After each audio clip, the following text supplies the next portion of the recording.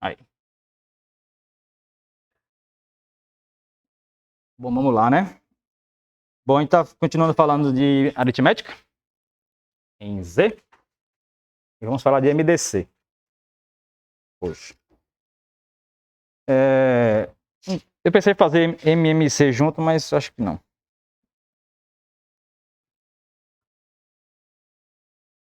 Eu vou... Hoje é que dia 15, né? 15 não, 16, né? Nossa prova é dia 28, então a gente tem a semana que vem, né? Ainda.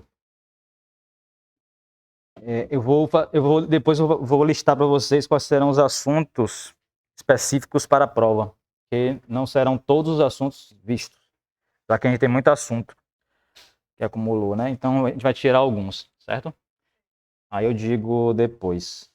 Não vou dizer em cima da hora não, certo? Mas mais um pouquinho antes, para vocês não ficarem dando tanto foco. Oi? Já tem aquelas listas lá, né? Que eu coloquei. Tem duas. Tem uma para naturais e uma para inteiros. Tem aquelas listas e tem os exercícios indicados na sala, né? Que é o propriedades que a gente faz uma, deixa outra e tal. Vocês vão fazendo esses, vão treinando. Basicamente, são exercícios semelhantes àqueles, ou até mesmo pode ser, inclusive, como vai ser presencial a prova, pode ter até, inclusive, repetido, dos que eu estou indicando. Quando não é presencial, não dá para repetir, porque é a mesma coisa, é melhor dar logo ponto e não ter trabalho de corrigir, né?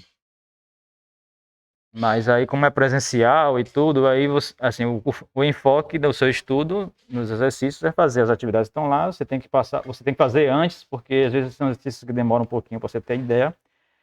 Faz as propriedades que estão faltando, complementando ali tudo, entende a teoria de maneira geral, entende as demonstrações simples, né, especialmente de resultados mais importantes, e pronto. Chega na prova, você repete essas coisas aí que você estudou.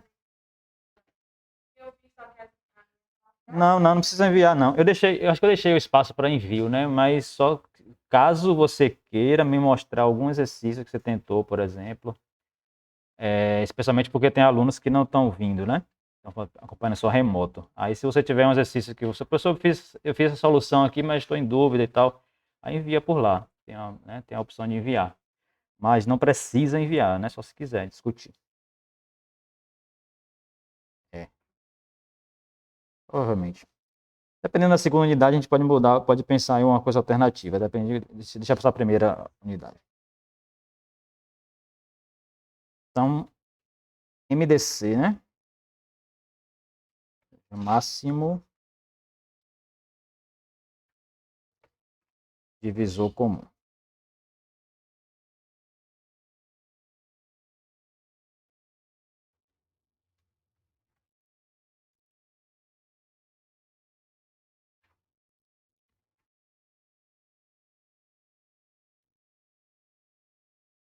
Dados AB inteiros. O MDC de A e B é o inteiro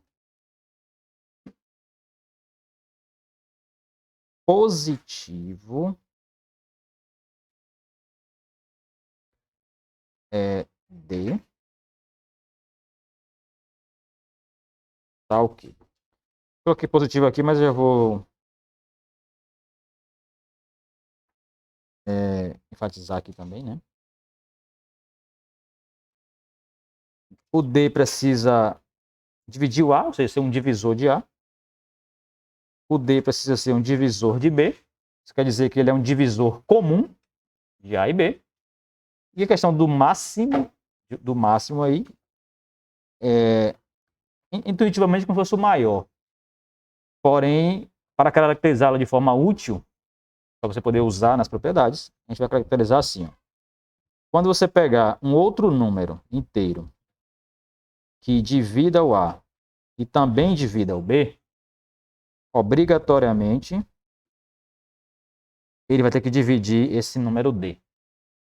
Quer dizer, o MDC ele é múltiplo de qualquer outro divisor comum. Isso faz com que ele, entre aspas, né, intuitivamente seja o maior.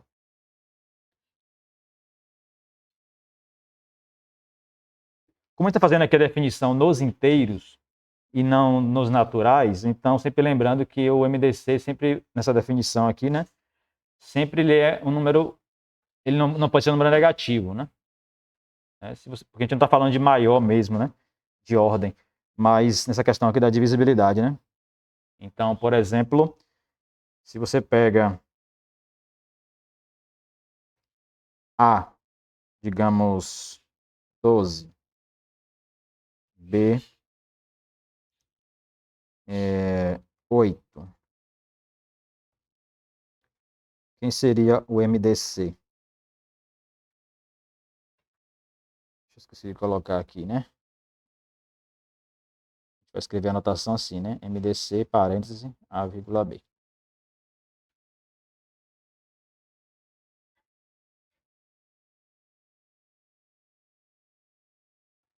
Tem um MDC de 12 e de 8. 12 e 8.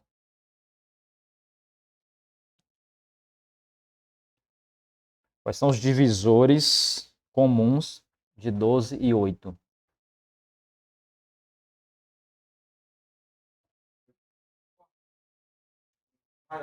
Tem um, né?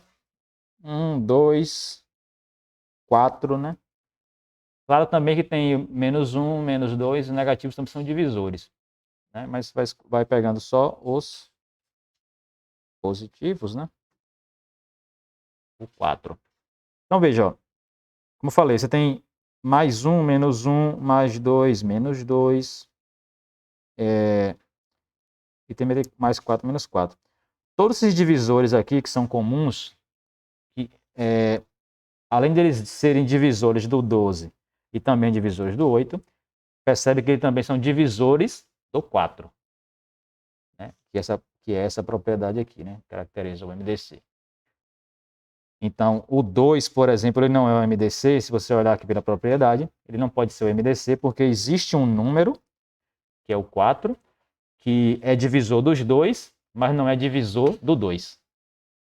Certo? Então, essa propriedade ela caracteriza o máximo, né? O termo aqui, né? Esse adjetivo ali, né? Máximo. Divisor comum, máximo. Bom, vamos. Deixa eu fazer só uma observação antes. Acompanhar por aquele livro do Fundamentos da Aritmética. Ele faz essa parte de MDC em duas etapas. Uma etapa nos naturais e depois uma etapa nos inteiros. A gente está nos inteiros, né? Então, quando você for estudar lá pelos inteiros, perceber que algumas coisas ele remete à parte dos naturais. Então, você dá uma olhadinha lá para complementar.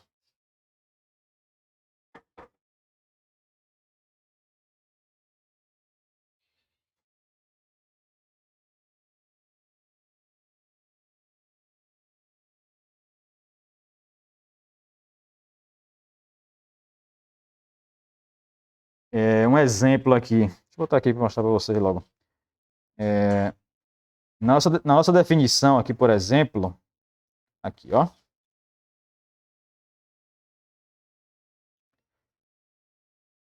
Para adiantar a nossa vida, na nossa definição, a gente já está usando esta proposição. Ou seja, isso aqui, em vez de ser uma proposição para a gente, já é a nossa definição. Porque, como ele faz a parte de inteiros, então, ou a parte de naturais, quer dizer, então, para a definição dele, ele faz que o MDC entre dois inteiros vai ser definido como sendo o MDC dos módulos, ou seja, do valor absoluto deles, que aí vão ser números naturais. Aí volta para o conceito de naturais. Mas a gente não quer fazer parte dos naturais, né? Assim, então, por isso que eu estou fazendo a definição já nesse contexto. Já direto. A definição nos naturais é essa mesma que está aqui, certo? A única questão aqui é porque, como ele usa o módulo, não é o número sem o módulo, né? Então está fazendo só uma observação aqui que com o módulo também é da mesma coisa. O MDC com o módulo para o inteiro, né? De maneira geral, ele vai ter a mesma característica do que tem lá nos naturais. Então, vamos fazer a partir daqui, ó. Essa 5 aí eu vou pular, por questão de tempo. A proposição 6, que é que vai dar uma maneira prática de calcularmos MDC, e o teorema de Bézout, que é isso aqui. Que esse livro não deu a mínima moral, chamou inclusive de proposição. Nem de teorema chamou, o que é totalmente desrespeitoso. Teorema de Bézout. Então, vamos fazer essas duas proposições aí, que são as coisas fundamentais, e o teorema de Bézout vai ter algumas consequências. Então, vamos lá. Aqui é a proposição.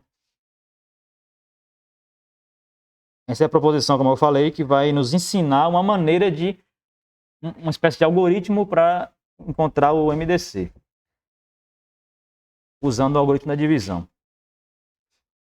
Se, ou seja, digamos, B igual a AQ mais R.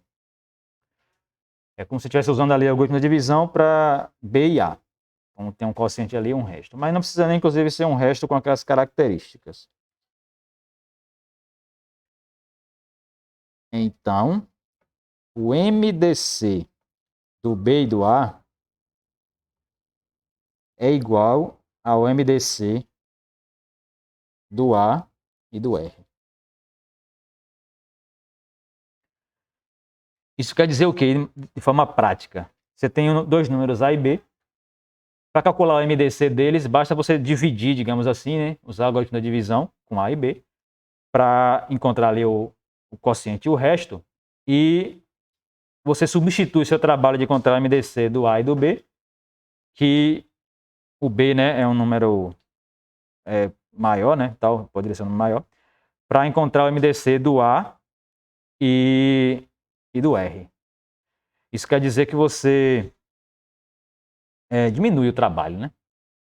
Diminui o trabalho porque você vai substituindo os números pelo resto da divisão, como o resto vai sempre diminuindo recursivamente, então você vai ter sempre um trabalho menor. Bom, essencialmente o que você faz é usar essa definição aqui. Você precisa encontrar, mostrar, né, que os números são, cada um deles, né, é divisor comum dos outros e que tem a propriedade de ser máximo, digamos assim.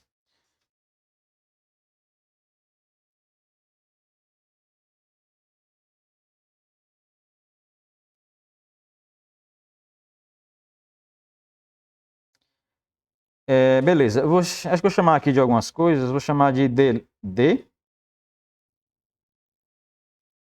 o MDC de A e B, e vou chamar de D', o MDC do A e do R. A gente quer mostrar que eles são iguais, D e D'. Uma maneira útil que você pode seguir, né, uma estratégia para você mostrar que dois números são iguais nesse contexto de divisibilidade, é mostrar que um divide o outro. A gente lembra que a propriedade de divisibilidade é assim: se um número divide o outro, eles podem não ser iguais, mas eles poderiam ser opostos. Ou eles são iguais ou são opostos. Só que no caso do MDC, como ele já é um número não negativo, então essa possibilidade de ser um oposto do outro não vai existir. Eles são maiores ou iguais a zero. Então, se eles forem um divisor do outro, obrigatoriamente eles são iguais. Certo? Então, essa aqui é a ideia. Então, vamos mostrar que D divide D' e que D' divide D. Como é que você mostra que um número divide o MDC de um par? É só você usar a definição de MDC nessa terceira parte. Qualquer que seja o número C, se você mostrar que o C é um divisor comum, ele vai ser um divisor do MDC. Basta isso.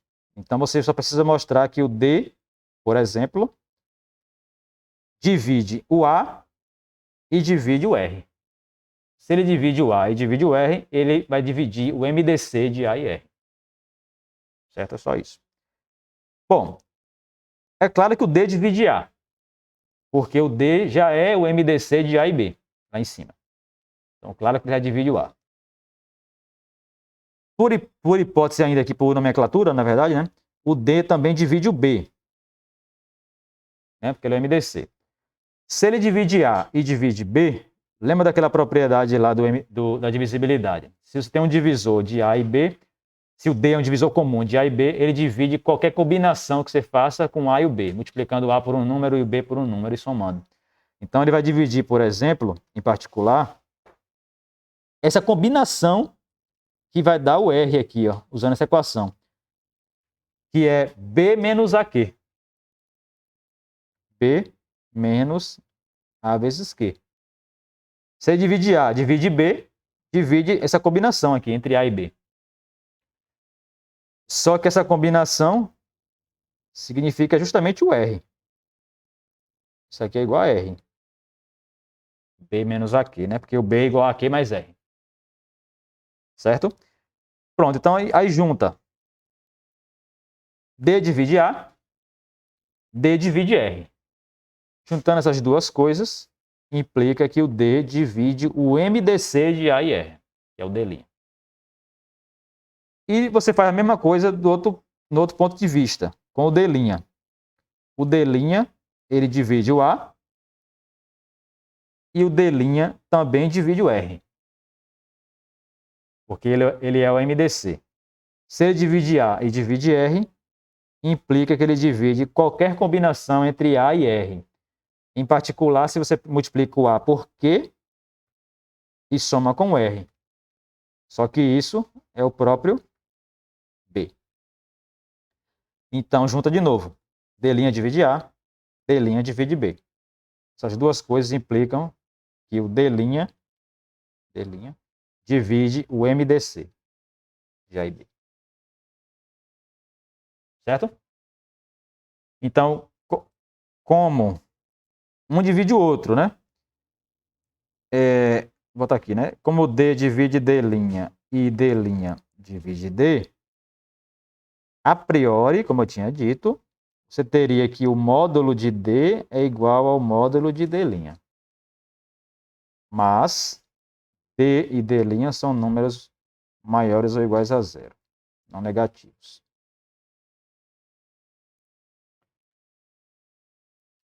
Tranquilo aí? Então, se eles são números maiores ou iguais a zero e o módulo é igual, né? Então é porque eles são iguais. O módulo vai ser ele mesmo, né? Certo, então, essa é a proposição, essa é a sua demonstração. Vamos ver na prática como é que ela é utilizada para encontrar o MDC. Eu coloquei 12,8 ali. É pequeno, né? Deixa eu colocar um número maior. MDC de, por exemplo, 36 e 12. 12 não, né? Porque 12 vai ser múltiplo, né? Quero pegar um exemplo assim, então.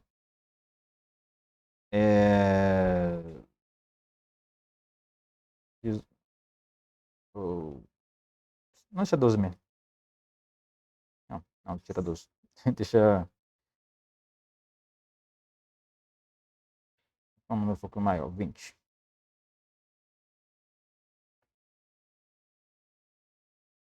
Bem, primeiro, quando você está tratando de números inteiros, você quer calcular o MDC, não se preocupe se o número for negativo. Na prática, tanto faz, se é negativo ou positivo. Sempre na prática você pode tratar do módulo do número, já que você vai pegar, quer dizer, os divisores comuns todos vão vir em pares, né, positivos e negativos, independente se o número é positivo ou é negativo. Mas como você vai pegar para MDC sempre o positivo, o maior de todos ali, então é equivalente a pegar, né, com o sinal sem o sinal. Então estou colocando exemplo aqui naturais, mas poderia ser inteiro, dá no mesmo. Então, pelo algoritmo, você faz o seguinte, ó. Você vai pegar o 36 e vai usar o algoritmo da divisão com o 20, encontrando aqui um quociente e um resto. Depois que você fizer isso, aqui tem um resto, né? Vamos fazer logo isso, né? Na verdade. Quem são aqui os quocientes e o resto? 36, quando você divide por 20, qual é o quociente? Dá 1, né? Resto, 16. Então, essa proposição, ela diz que este MDC que está escrito aí em cima, com 36 e 20, ele é o mesmo MDC, dá o mesmo número, que se eu considerar o 20 com o 16. Então, você faz... Digamos que a gente não saiba quanto é o MDC do 20 com o 16. Então, você repete o argumento. Você vai pegar agora o 20 e vai, entre aspas, dividir por 16. Quando eu falar dividir por 16, entenda, a gente vai aplicar o algoritmo da divisão com o par, né? 20 e 16. Não tem uma operação de divisão aqui, né? Então, 20 vai ser igual a 16 vezes 1 também, né? Resto, 4. Então, novamente, a proposição diz que o MDC de 20 e 16 dá o mesmo MDC do 16 e o 4. Beleza? Aí você repete, se quiser. 16 vai ser 4 vezes. Qual é o quociente aqui? O próprio 4. Resto, 0. Resto, 0. Pronto. É claro que quando você chegar aqui no resto zero, já termina, né? E o MDC vai ser o próprio número, né? Que ficou aqui final. Porque isso significa dizer que o 16 ele é múltiplo do 4. Se ele é múltiplo do 4, o MDC de 16 e 4 vai ser o próprio 4. Porque o maior divisor comum do 4 é ele mesmo, né? Então, como ele é divisor comum do 16, isso aqui se encerra, né? Então, isso aqui implica que o MDC de 16 e 4 é o próprio 4. Beleza? Então, esse é aquele algoritmo que a gente usa. A gente talvez não use com essa forma de escrever. Às vezes a gente faz com aquelas tabelinhas assim, né? 16 divide por 20, faz aqueles algoritmos, né? 36 dividido por 20, aí dá 1, sobra o resto 16. Aí você vai colocar esse 16 aqui. Aí 20 por 16 dá 1, sobra 4, né? Coloca o 4 aqui. E vai fazendo. Organiza como você quiser aí na tabela, mas vai fazendo esse procedimento aqui, né?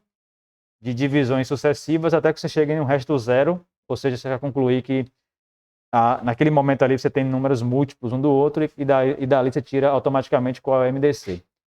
Aquele MDC ele será o MDC de todos os pares sucessivos que você pegou ali usando a proposição.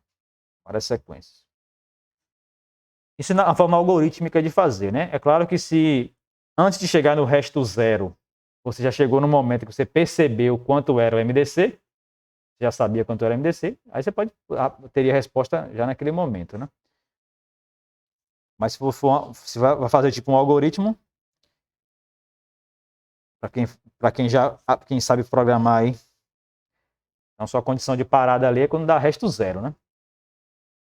Se R igual a zero, então MDC é igual o R anterior aqui. No seu algoritmo lá. Tranquilo aí? Todo mundo? Então, se eu colocar um exemplo para calcular MDC com esse algoritmo aqui, vocês sabem, né? Ok. Um dos principais teoremas, talvez o principal, dessa parte de MDC, é o teorema de Bezout.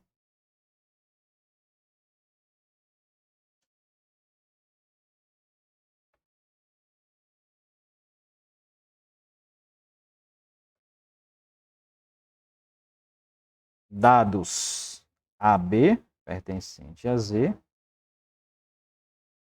existem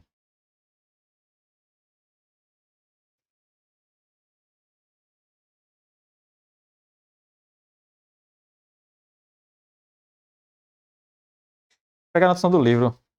X0, o que ele bota? x0, y0. x0, y0. Inteiros também, né? Tais que o MDC de A e B é escrito como essa combinação entre A e B, usando ali o x0 e y0. Ou seja, o teorema diz que você pode sempre pegar dois números, fazer uma combinação, meio que uma espécie de combinação linear, né, entre eles, envolvendo ali outros inteiros, de modo que o resultado é o MDC. Ou seja, o MDC sempre pode ser escrito como em função dos números A e B. Uma combinação linear inteira. Beleza? Esse é o teorema. Eu vou, para manter nosso padrão aí, né? De desenvolver a teoria, mas com uma limitação na ênfase teórica. Vou dar a ideia do teorema, mas vou deixar a parte técnica para lá. Caso vocês queiram, a gente vê depois, mas para a gente adiantar. Ideia da demonstração. Essa ideia da demonstração ela é importante porque ela diz uma informação um pouco maior das coisas aqui. É a ideia, né?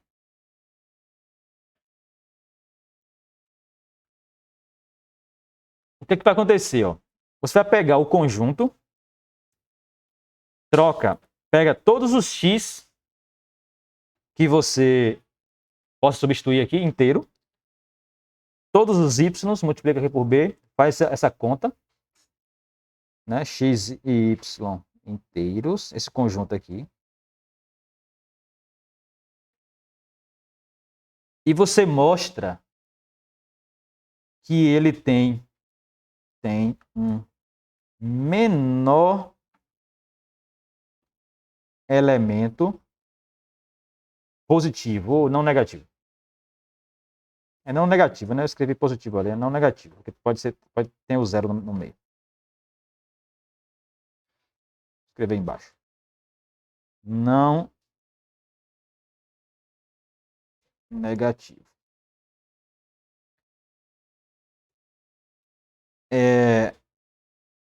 Tal elemento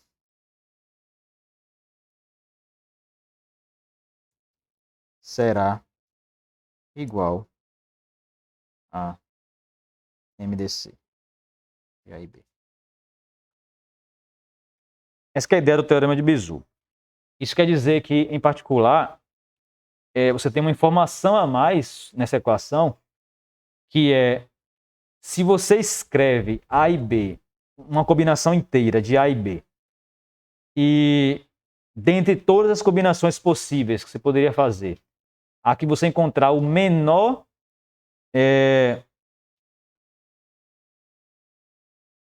não negativo, né? Ele vai ser o MDC de A e B. Menor. A essência é essa, certo? Do teorema. Mas o que a gente vai querer fazer é usá-lo como base para alguns resultados.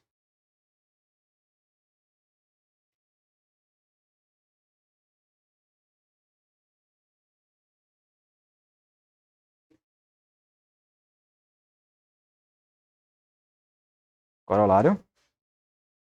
Se D é igual a MDC de A e B,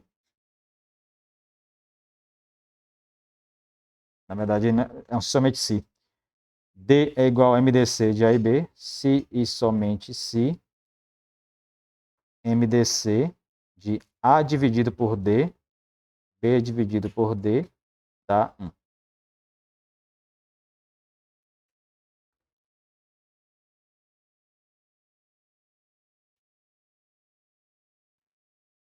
Ou seja, você pega lá dois números quaisquer. Por exemplo, lá aqui na casa da gente foi que 36 e 20. O MDC de 36 e 20 nós encontramos que era 4. Se você dividir 36 por 4, 20 por 4 e calcular o MDC desse resultado, ele será 1. No caso aqui ficaria 36 por 4, 9, 20 por 4, 5, MDC de 9 e 5 é justamente 1, né? 1. E reciprocamente, se você pegar dois números cujo MDC dá 1, quer dizer, dividindo ali, né? Se você multiplica pelo D ali, né? O MDC, que é tirando aquele D do denominador, voltando para cá, né?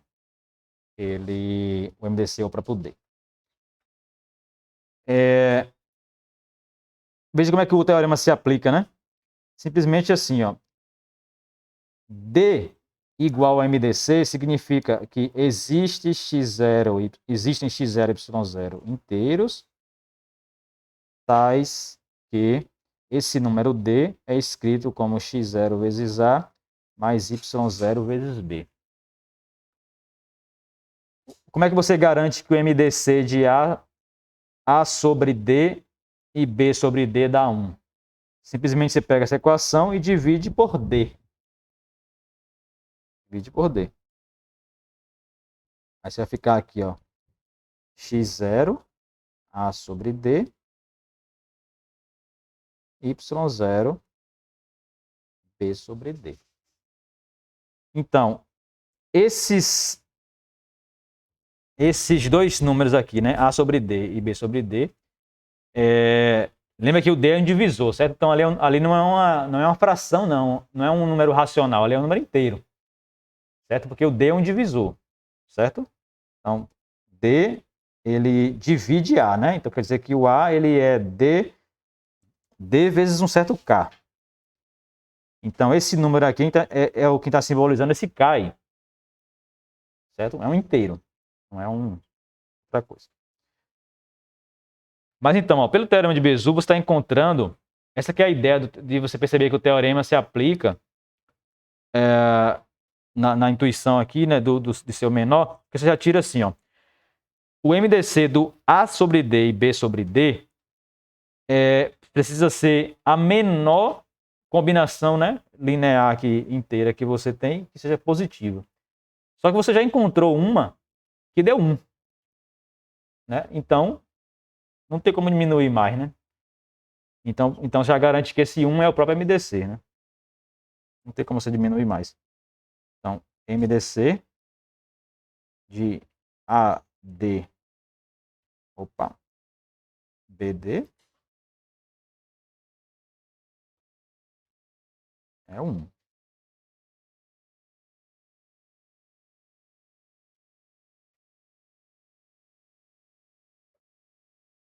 E reciprocamente é a mesma coisa, né? Se o MDC é 1, vai ter uma equação como essa, aí você multiplica por D, vai ter uma equação como essa, aí você tira que o D vai ser o MDC do outro.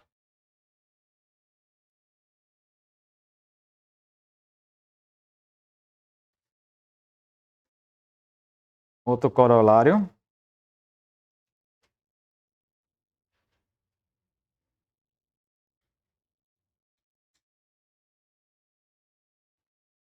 Se, digamos, A divide um produto e A não divide um dos fatores. Não, esse não. Se A divide um produto e MDC, isso aqui no futuro, MDC de A com um dos fatores é 1, então A divide o outro fator. Depois eu vou fazer um corolário desse corolário.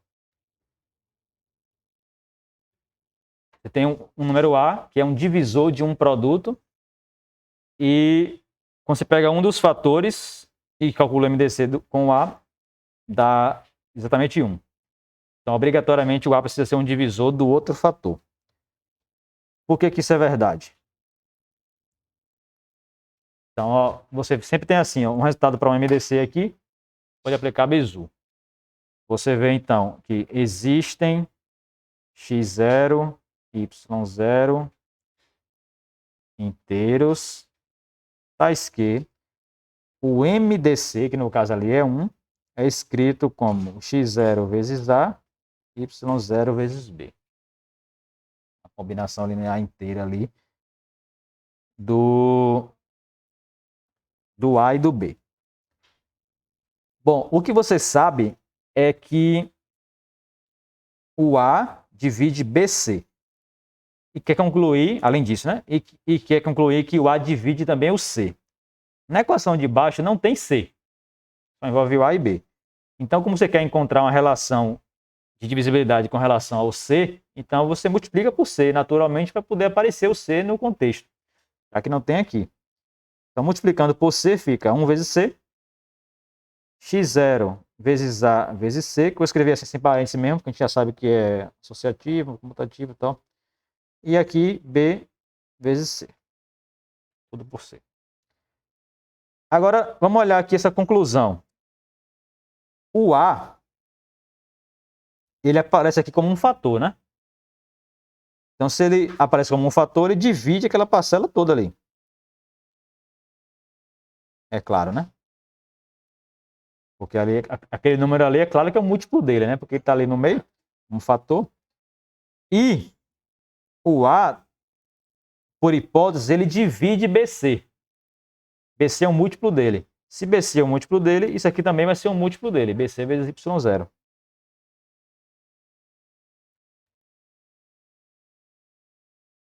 Conclusão, o A vai dividir o C. Porque ele é um divisor desse. É um divisor desse, vai ser um divisor da soma. Que é aquela proposição da aula passada. Tranquilo? Vamos ver um corolário disso. Corolário do corolário.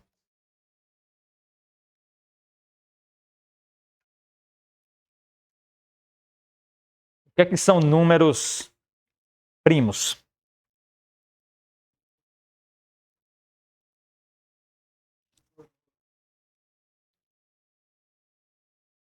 O que é quando você diz que dois números são coprimos, ou então primos entre si? É o quê?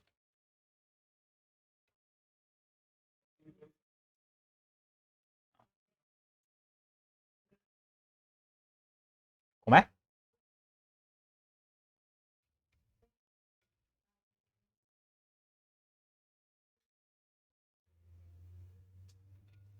Não.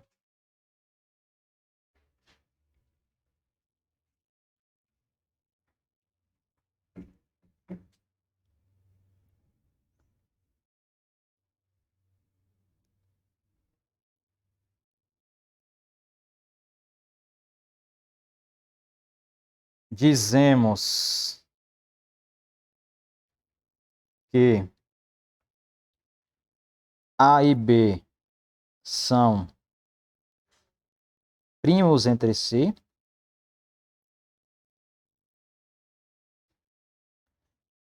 ou coprimos,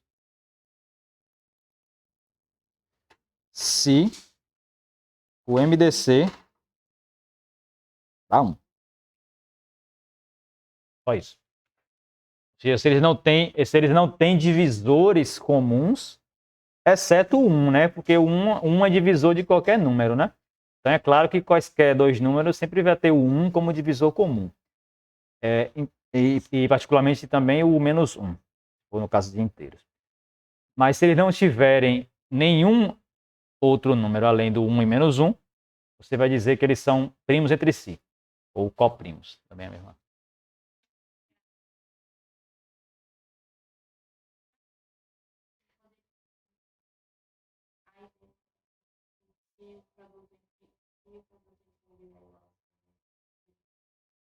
Isso não seria bem uma definição, mas seria uma consequência.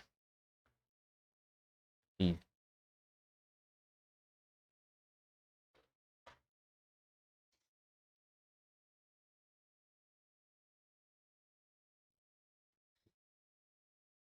exemplo?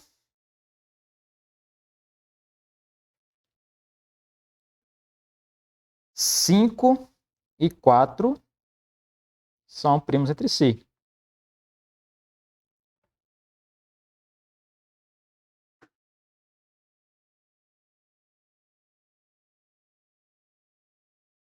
Claro, né?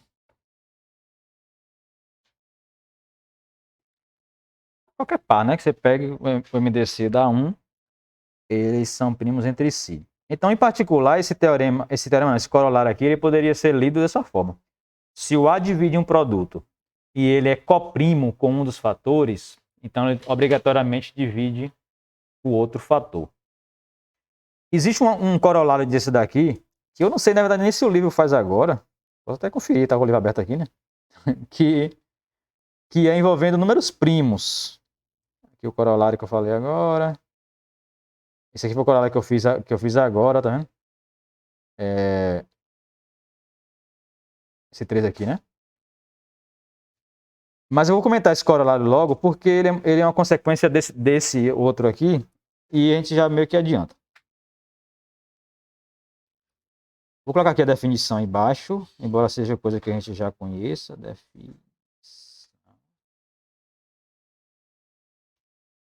Um número P inteiro, né?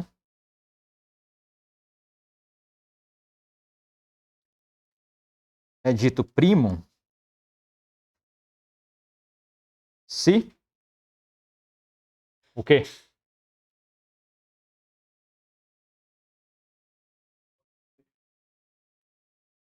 Se seus únicos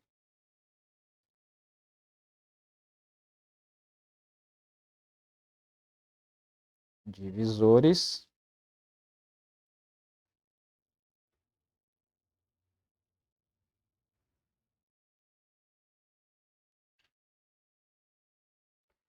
número primo geralmente a gente coloca no contexto de natural, né?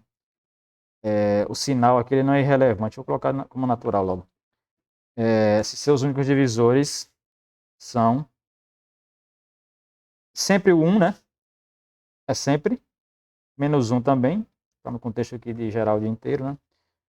E claro que, como a gente mostrou na propriedade lá, todo número divide ele próprio. E claro também, se você pega o oposto dele, também vai dividir, né? Então ele vai ter 4 a priori, assim, né? Depende da situação. Claro que se ele fosse 1, por exemplo, ele já teria deixa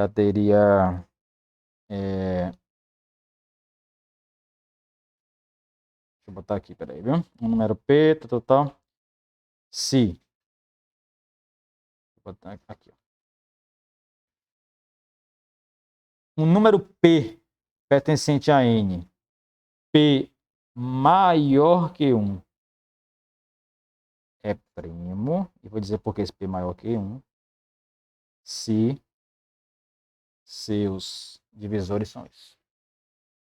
Ou seja, o número 1, ele tem essa propriedade de ter como divisores mais ou menos 1 e ele mesmo, que é o mais ou menos 1 do mesmo jeito. Só que ele não é um número primo. E a razão dele não ser número primo é algo que a gente vai discutir na próxima aula, talvez, ou não, depende do tempo, que é no teorema fundamental da aritmética, teorema fundamental da álgebra, que é da questão da unicidade de você fatorar um número como produto de primos. A unicidade. Lembra lá da escola que a gente pega um número e fica fatorando ele, né? Pegando todos os divisores, divide, tal. Então, existe uma única maneira de fazer aquilo. Mas para você garantir que existe uma única maneira, você tem que excluir o 1 da brincadeira. Porque o 1, se você permitisse que o 1 definisse como 1 como um número primo, você não teria unicidade. Porque você poderia botar o 1, poderia tirar o 1, né? Porque tanto faz, né? Se o 1 multiplica ou se não multiplica, dá no mesmo. Então você perde a unicidade. Então 1 é excluído dos primos aqui. Então P maior que 1. Só que eu quero colocar essa definição aqui já adiantando, por causa desse corolário. Ó. Em particular, quando você pega um número primo, P lá, né? Se ele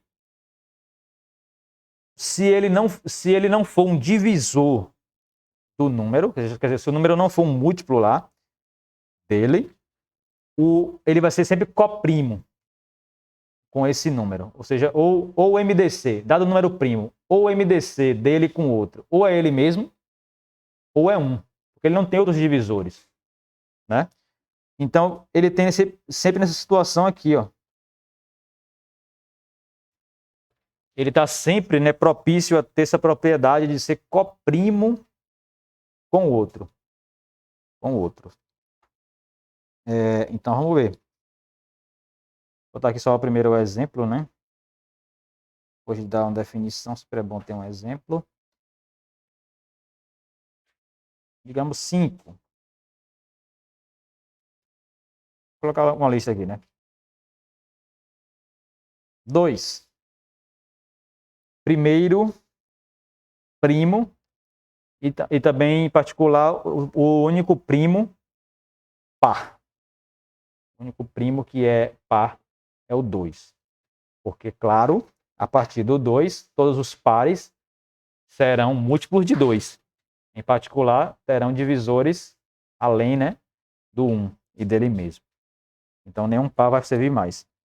Mas temos 3, 5, 7, que mais? 11, 13, 17, 19, 23, que mais?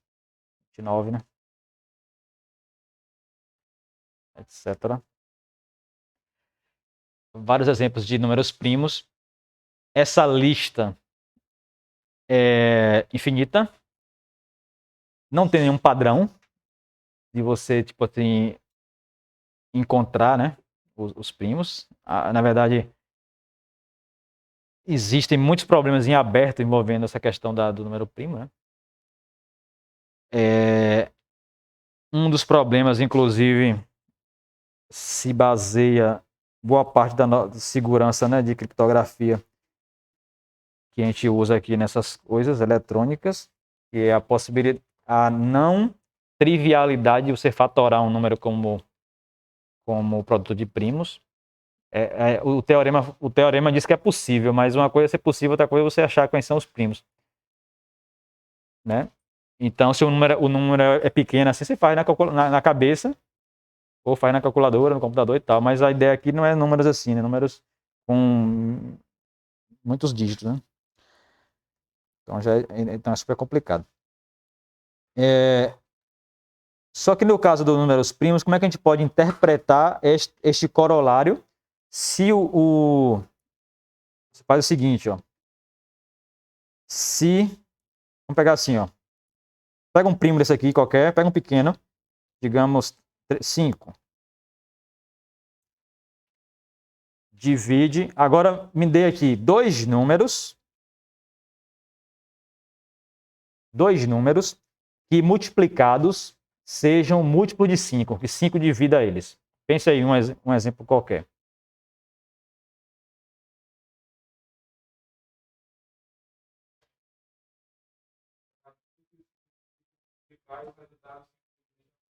Não, pegue dois quaisquer. Pense em dois números quaisquer. Que o produto seja múltiplo de 5.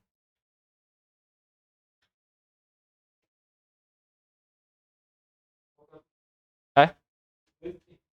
2 e 5. Pense em outro. Pense rápido.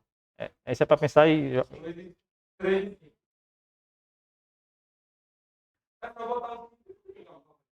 Tira o 5 aí então, bate outro.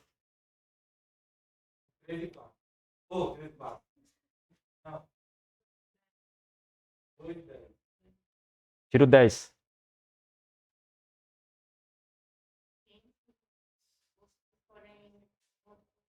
Pronto, estamos chegando lá. Será que dá para você pegar um exemplo que um dos dois, estão falando aí, 2 vezes 5, 1 vezes 5, qualquer coisa vezes 5, depois 10, depois 15. Será que dá para pegar um exemplo que nenhum dos dois fatores seja múltiplo de 5?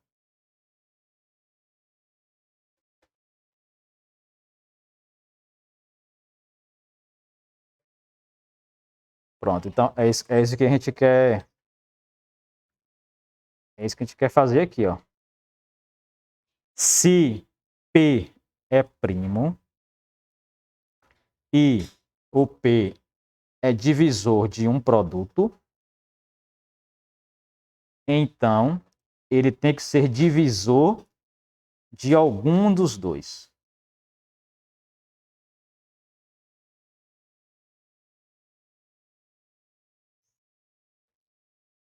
Por quê?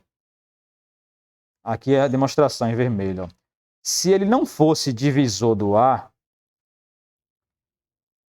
então é aquilo que eu disse, né? Se o A não é múltiplo do P, então ele é coprimo com o P. Porque ele não vai ter... O P só tem divisores 1 e ele. Se o A não é múltiplo dele, então o A não tem o P como um divisor. Então o único divisor comum entre ele e o A, entre o P e o A, vai ser o 1. Ou seja, então MDC de A e de P é 1. Então, P divide AB e obrigatoriamente ele é coprimo com o A. O que é que o corolário anterior diz? Que quando você tem um número dividindo um produto e ele é coprimo com um fator, então ele tem que dividir o outro. Isso quer dizer, então, pelo corolário anterior, que o P divide o outro fator, que no caso é B. Então, se ele tem que dividir ou A ou B. Né? É o que está mostrando. Se ele não divide A, é porque ele divide B. E claro também que se ele não dividisse o B, é porque ele dividiria o A. Esse é um corolário do corolário lá. Corolário desse corolário aqui.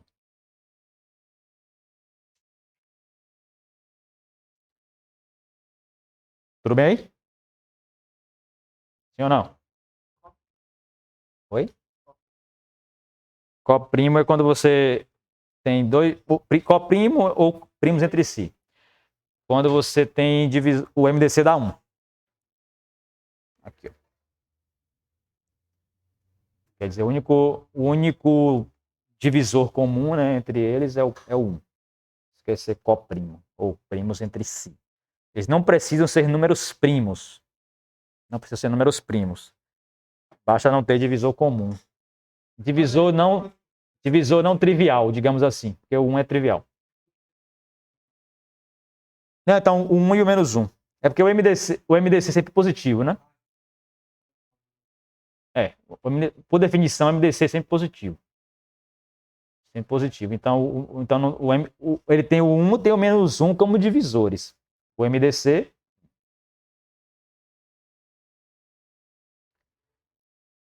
Ok? Ok, né? Pronto, então já que a gente deu uma adiantada, vou só definir. Falei que não. Eu sou igual aqueles políticos sem vergonha, né? Falei que não agora, não tem nem meia hora que eu falei que não ia dizer isso e já vou voltar aqui, né? Que é o MMC. Quando eu era criança, a gente aprendia era MEMC. MEMC, MEDC.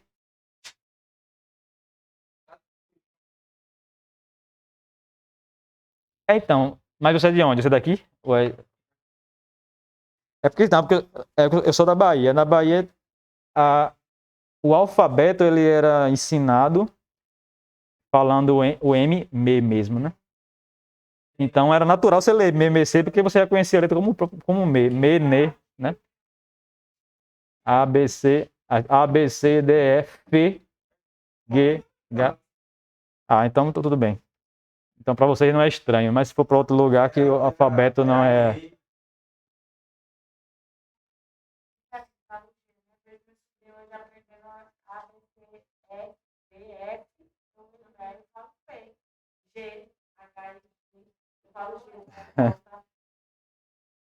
Mínimo múltiplo comum.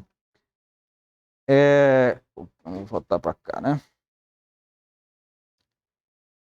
Em outros cantos você...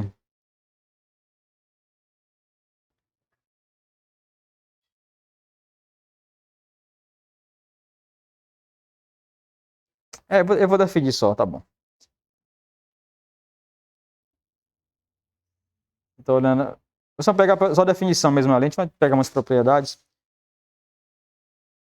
A essência está no próprio nome, da definição, mas claro que a gente define sempre de uma maneira que represente o que você quer ali intuitivamente, mas também que seja uma definição útil para que você possa usar depois. Que é o caso aqui, por exemplo, a gente fez no MDC. Você, intuitivamente, você quer o maior divisor comum, mas essa questão de ser o maior, você traduz desta forma, na terceira propriedade, que é para que você tenha uma propriedade útil para ser utilizada no que diz respeito ao MDC. E no caso do MMC, você tem o menor, você quer o menor múltiplo comum. O menor. Então, você traduz também de uma maneira equivalente. Só que útil, né? Então, dados AB, pertencente a Z, pode ser pelos naturais também. Dizemos que... Eu acho que esse livro... Deixa eu ver se ele coloca uma notação diferente aqui, porque geralmente chama de D. M. M é o MMC, né? Deixa eu colocar já simbólico. MMC de A e B. Se. Sempre lembrando que você sempre restringe seu estudo para os números não negativos, né? Então, o seu M precisa ser não negativo. O M, ele precisa ser um múltiplo comum. Múltiplo comum. Como é que você escreve isso, então? Se ele é múltiplo do A, significa dizer que o A divide o M. Se ele é múltiplo de B, quer dizer que o B divide o M. E como é que você caracteriza o fato dele ser o mínimo múltiplo comum? Pensa de forma análoga ao que foi feito aqui para o MDC. No MDC você tem todo divisor comum precisa ser um divisor do MDC. E no caso do MMC, ele é um múltiplo comum. Então você fala, todo múltiplo comum tem que ser múltiplo dele.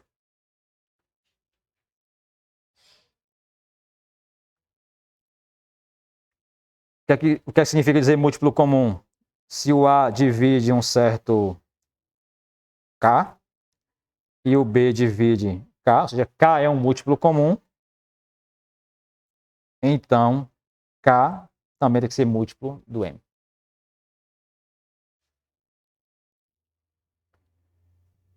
Ok? Essa é a definição. Eu vou dar um exemplo, para não ficar sem nada. E a gente para por aqui. E quando a gente falar de algoritmo do teorema fundamental da álgebra, tiver fatoração, né, e tal, aí a gente faz o algoritmo que a gente costuma usar para encontrar o MMC, que é aquele fatorando simultaneamente, né, e tal. Porque aqui fica fora de contexto se a gente não tiver essa coisa.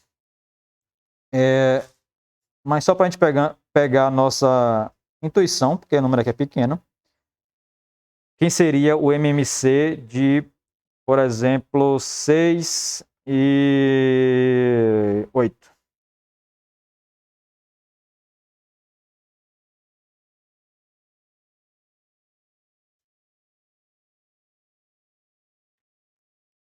Lá na escola, normalmente a gente faz assim, né? Inicialmente, você vai pegar múltiplos de 6. Aí, vou pegar só os positivos, sabe? Porque o que a gente quer é positivo mesmo, então. 0, 6, 12, 18, 24, 30, 36, etc. Múltiplos de 8 positivos. 0, 8, 16, 24, 32, 40, 48, etc. A tabuada de 8. Aí você tem aqui os múltiplos. Aí você vai olhar aqui dentre esses múltiplos, quais são os múltiplos comuns, que é o que precisa aqui no 2, né? Um aqui a gente já está fazendo porque a gente está pegando só os positivos mesmo. Mas no 2 aqui, múltiplos comuns. Quem são? Do que eu listei aqui, só 24, né?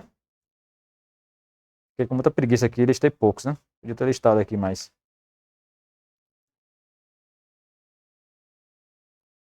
Vou botar aqui, ó. 42 seria o próximo, 48, né?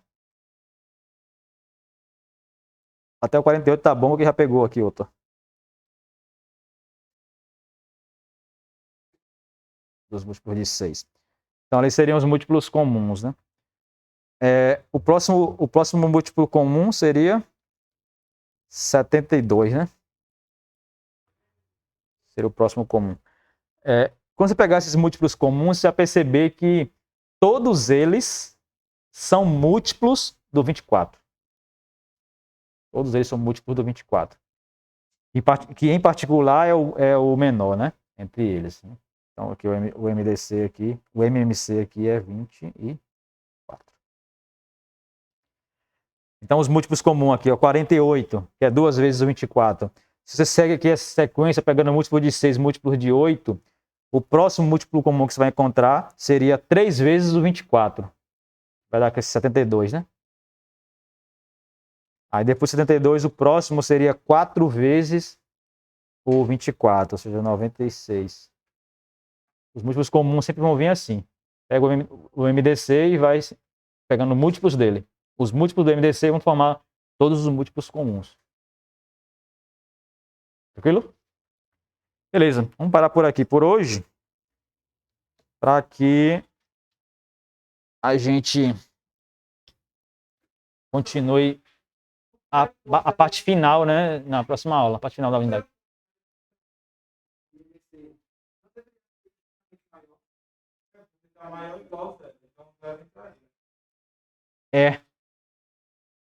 Acho que seria, quem seria o MMC de 0 e 4, sei lá.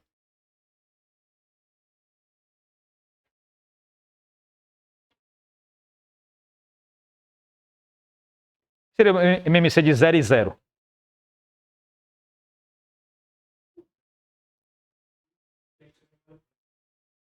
Não. Seria MMC de 0 e 0.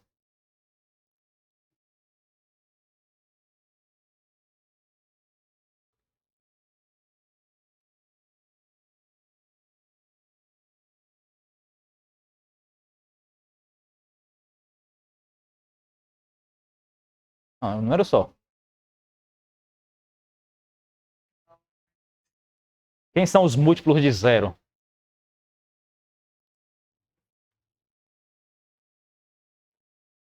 Quais são os múltiplos de 0?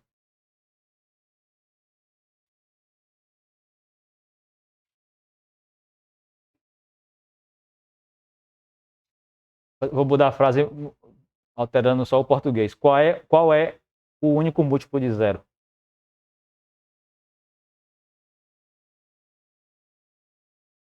0, né? 0, não, tá bora de 0. 0 vezes 0, 0. 0 vezes 1, 0. 0 vezes 2, 0. 0 vezes 3. Todos os múltiplos de 0 é 0. Tudo 0, né? Então, o único múltiplo comum é o próprio 0. O MDC é 0.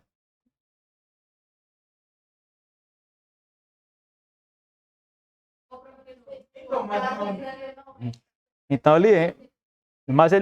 Então, é o que eu estou falando, o 0 entra, né? Na definição, né?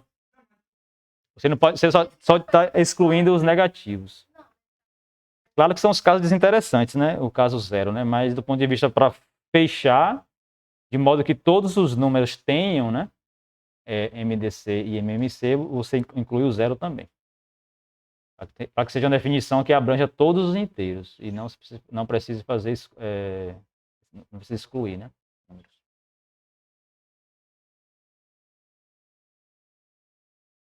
Então, MDC de 0 e 0 é 0 por quê? Porque pense num múltiplo de 0. Só tem um, 0. Aí, ele é múltiplo do 0? É. Mas se você... Se você é filha única, você é a filha mais alta e a mais baixa da seus pais. É a mesma coisa. Só tem um elemento. É a mesma coisa.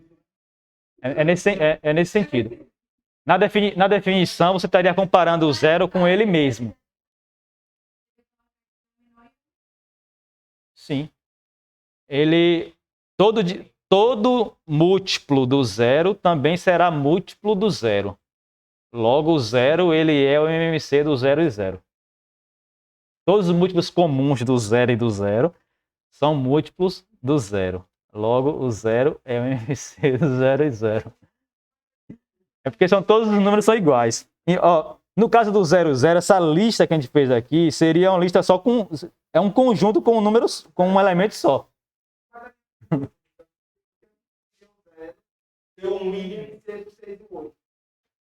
Oi?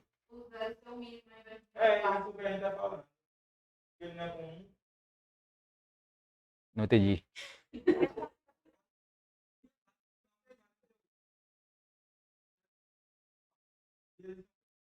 Então, mas olha para outra propriedade.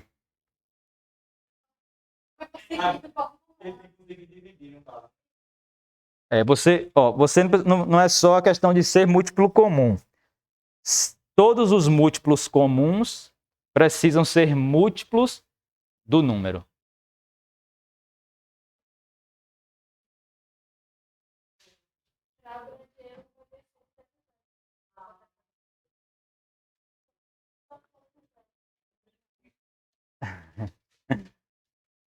Eu nem fechei o